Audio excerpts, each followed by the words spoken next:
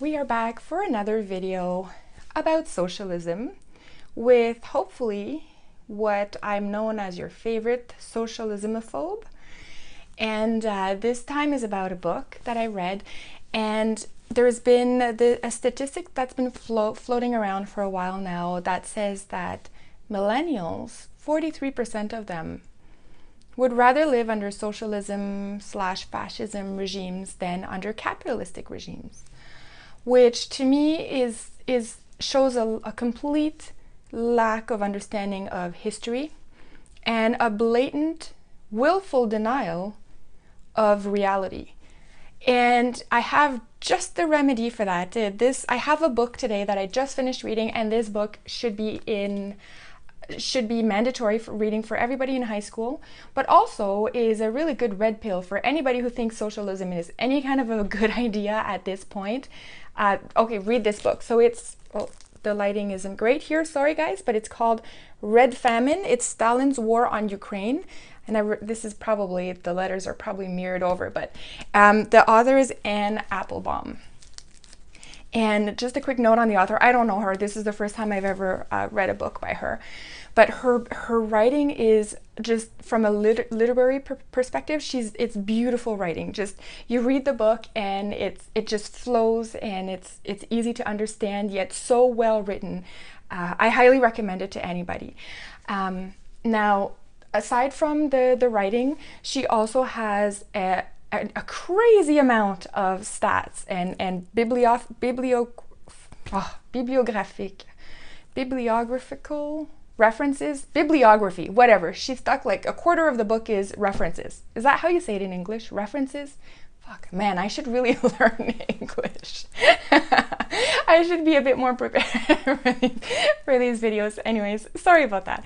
The references she has there's a lot of them, and to me, I'm thinking, wow, like, there's so many references. It gives her so much credibility.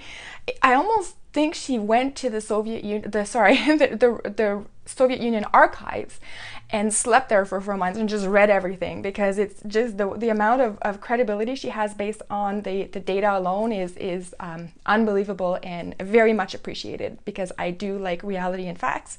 So this is a very good way to go, so that I actually believe something. So anyways, just a really quick overview of the book. The first few chapters, the first 5 chapters, actually deal with the lead up to the Ukrainian famine, where the Bolsheviks took power, how it changed. There was a bit of fighting between the leaders, and then Stalin came in, and how he really had a collectivization of the agriculture and imposed it all over the USSR, but the Ukraine being the best place to grow food. The soil was so rich in nutrients that it was used as fertilizer for other soils.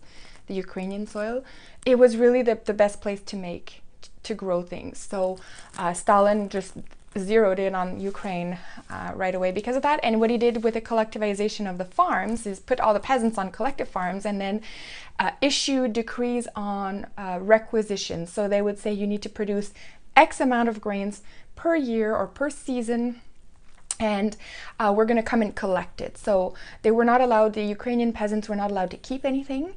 And when on the collective farms, and sometimes the grain requisition crews that would come and take the grain away would not even leave enough for the peasants to plant the next year, because they were so worried about meeting the quotas themselves. And that's how the whole famine kind of started. I mean, it's a hell of a lot more complicated than that. And this is why I recommend the reading of this book. But that's basically how it happened. They had the brigades, they would confiscate the grain, and then they had later on brigades that would go, and the kind of the punitive brigades that would go in and take everything else. So farmers who were not able to produce the grain that was requisitioned from the USSR would have then these brigades show up at their house and take anything else they had. So all their savings, things from their house, their actual house, the clothes they were wearing on their backs. And then they would send them out to a Siberian gulag camp. So anyways, what's really interesting in reading that book is that it really reveals the strategies that were used by the Communist Party and the Politburo, who were covering up a lot of stuff. So they did a lot of fake stats. They did things like they closed the border. So normally when you have immigration policies, it's to protect your country from bad people getting in. And so there's immigration policies in place so that you can vet people and see who's coming into your country, who's going to be living alongside your citizens. And then you typically reject the bad people. Ukraine, when they closed the borders in the early 30s, it was to prevent good people from going in and seeing what was being done to the Ukraine. So but you know, there's problems when you close the borders that way.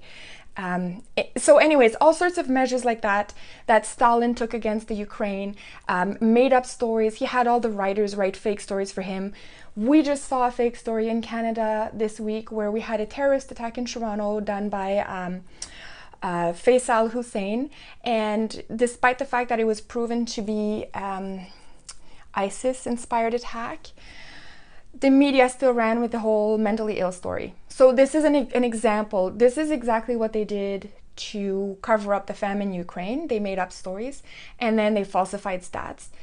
I don't know if we falsified stats in Canada yet. I suspect we may have, and we may be starting. I mean, we have even no stats because somehow Trudeau, I almost said Stalin, is a slip up. He reminds me of Stalin so much, but Trudeau lost 50,000 refugees. He has no idea where they are in Canada. I mean, anyways, so Stalin would do the same thing, manipulate the data, alter death registries so that the famine results weren't obvious out there.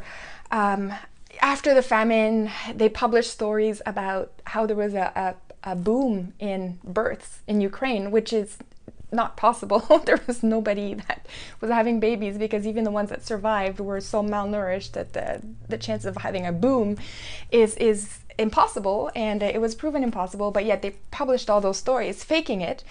And even when Stalin didn't like the official stats, he would just deny or eliminate the stats together and say that people who put the stats together were incompetent and therefore we don't need to listen to them.